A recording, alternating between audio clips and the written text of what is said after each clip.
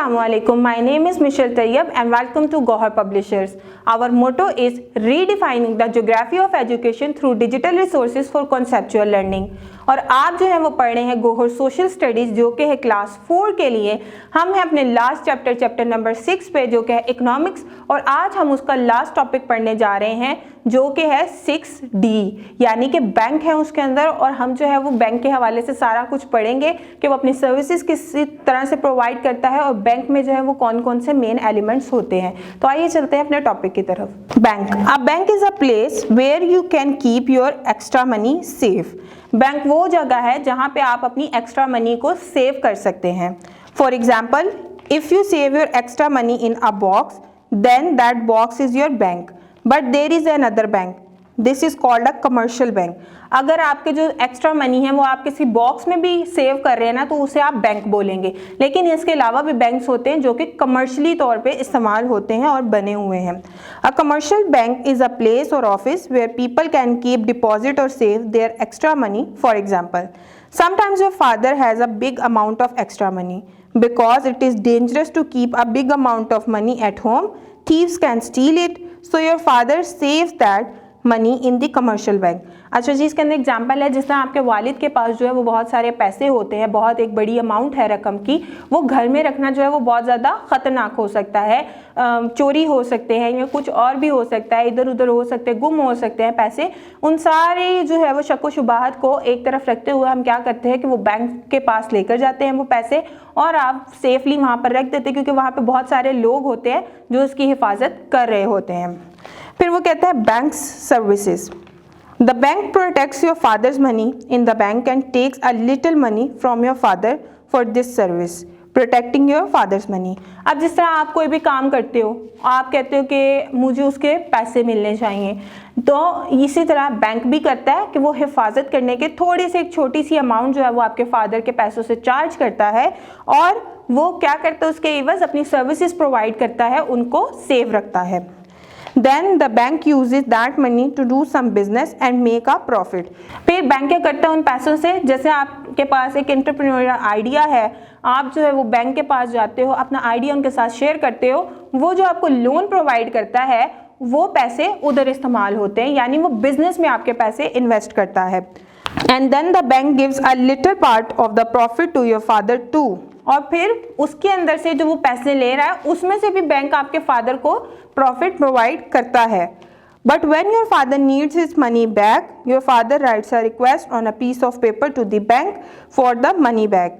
The bank gives your father's money back to him. The request on paper is called bank cheque. The system is called banking और bank services.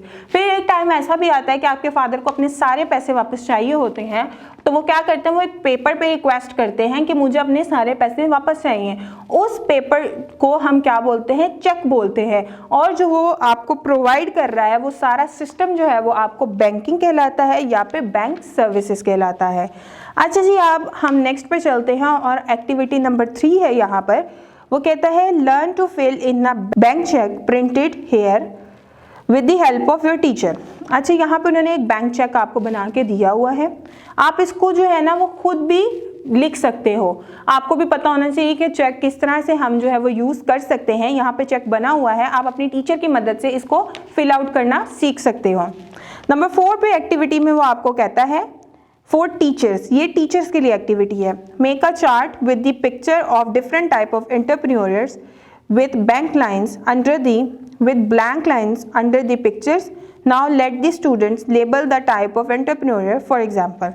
अच्छा जी, यहाँ पर हमने जो पीछे है वो तमाम एक आइडियाज़ पढ़े एंटरप्रेन्योरशिप के कितने टाइप के जो हैं वो आइडियाज़ होते हैं। अब टीचर ने क्या करना है, एक चार्ट बनाना है। उस चार्ट के अंदर जो है वो आपको डिफरेंट किस्म की पिक्चर्स या फिर डिफरेंट किस्म के जो है वो आपको एक डायग्राम्स बना के दे सकते हैं, लेकिन उनको लेबल नहीं करना, ये लेबल करेंगे बच्चे। जिस तरह से नीचे आपको 3 जो है वो आइडियाज़ दिए हुए हैं, जिसके अंदर एक आइडिया आपका है सोशल एंटरप्रेन्योर, दूसरा आपको दिया हुआ है वो कहता है ये लार्ज कंपनी जो है वो एंटरप्रेन्योरशिप है, और उसके बाद जो है वो आपको थर्ड वन दिया हुआ है इमिटेटिंग एंटरप्रेन्योरशिप यानी कॉपिंग। जैसे याहू यहाँ पर लिखा हुआ है तो ये बच्चे लेबल करेंगे और टीचर भी हेल्प आउट कर सकते हैं।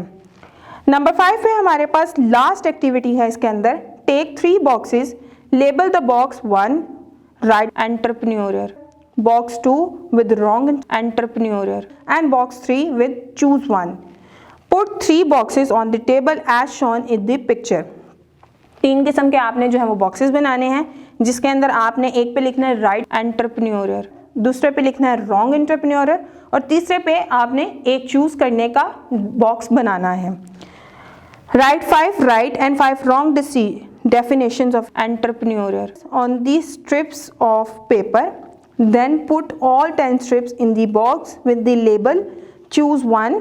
Now ask the student to choose one strip from the middle box and then let him read. Then tell him to put the strip if it is right or wrong in the relevant boxes. अच्छा जी, आपने क्या करना है, choose one के डब्बे के अंदर आपने ढेर सारे आइडियाज डाल देने हैं एंटरप्रेन्योरशिप के और उसके अंदर से आपने एक राइट एंटरप्रेन्योर का जो है वो बॉक्स बनाना है, एक रॉन्ग एंटरप्रेन्योर का बॉक्स बनाना है और फिर बच्चों को डिसाइड करने के लिए देना है. बच्चे उसके अंदर से एक जो है वो स्ट्रिप निकालें पेपर की और वो बताएं कि वो क्या सही आइडिया है या गलत आइडिया है.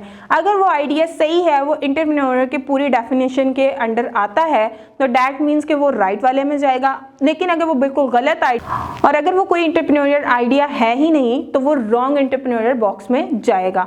और मैं उम्मीद करती हूँ कि आपको ये एक्टिविटी करते हुए बहुत मज़ा भी आएगा और आपको क्लियरली डिफाइन भी हो जाएगा कि एंटरप्रेन्योरशिप कहते किसको हैं. इसके साथ ही जो है वो हमारा चैप्टर नंबर 6 यहाँ पे कंप्लीट होता है और जो है वो हमने कितनी सारी एक्टिविटीज़ देखी और मैं उम्मीद करती हूँ कि टीचर्स भी बच्चों के हेल्प करेंगे और बच्चे भी जो हैं वो टीचर्स के साथ इंगेज रहेंगे और वो इन एक्टिविटीज़ में बढ़ चढ़ कर हिस्सा लेंगे. मिलते हैं अपनी नेक्स्ट वीडियो में, तब तक अपना बहुत सारा ख्याल रखिएगा. अल्लाह हाफिज़.